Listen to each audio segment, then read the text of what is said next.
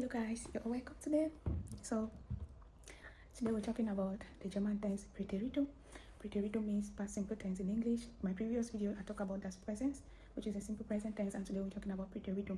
One thing I would want to say about Präteritum is that realistically in spoken German, it's not really used that much in spoken German. But yeah, of course, it's also important to know them. I would say it's not always used in spoken German. They mostly always use the Präteritum and stuff like that. Yeah, but I would always recommend, it's very important to know Präteritum of every single verb you come across, especially for the sake of your exams and stuff like that. In the case of lesson, when you guys are doing reading comprehension, some of the reading comprehension, of course, they report them. Mostly it's a story that has already, or an event or whatsoever that has already taken place, and then most of them are already been written in the past simple tense. And if you're not familiar with the past simple tense of these verbs, of course you're going to face difficulty because you wouldn't even be able to identify the verb.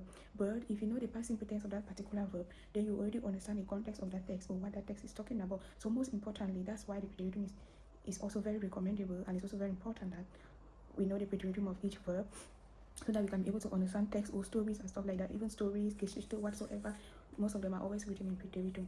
But realistically, in real life and from my own personal experience, people barely use Präteritum in spoken language. I mean, they use it, but not really often. So the highest tense which is used in spoken language to record an event that has already happened is obviously the Präteritum, which I'm going to talk about it in my next video. So let's go. So Präteritum, as I said earlier, means the past simple tense. What you need to know about it is just the basic conjugation, as I said. So for example, if you know a verb, all you have to do is, for example, I listed the first verbs and stuff like that, some verbs. So when you come across those verbs, all you have to do is just to know that this is their basic conjugation, so that in case you also want to say something in the Präteritum, it'll be very easy for you to construct that sentence, as well as very easy to, or it's going to help you to understand a text or a story or a reading comprehension in your exam, because as I said earlier, they will always be most of them are always in the Präteritum. That's a simple past tense. So I'm just going to take an example of a verb, like for example the verb finden. Finden means to find.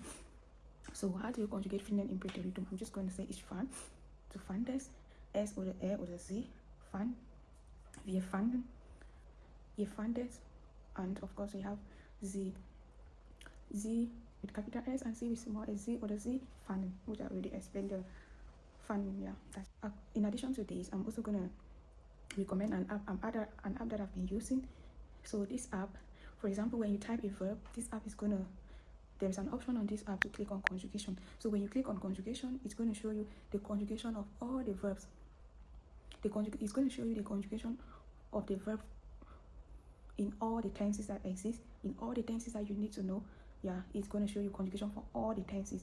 So in that case, this app has helped me a lot. So when I see a verb, I type, it's going to give you conjugation in Präteritum, present, passive, passive, conjunctive, conjunctive, eins, or imperative. So many, there's so many tenses that you're going to learn ahead.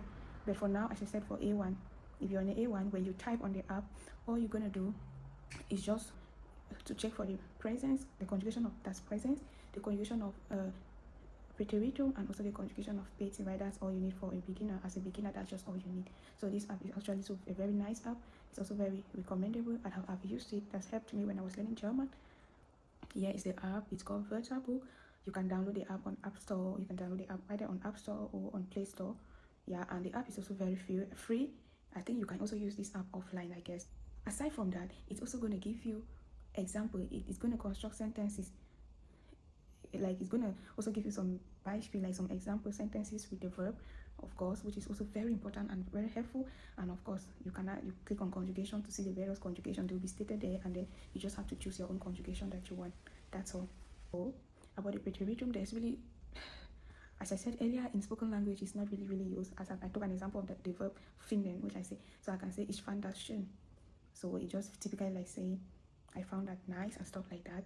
But in most spoken language, people will just say ich habe das papa when ich habe das schön gefunden and so.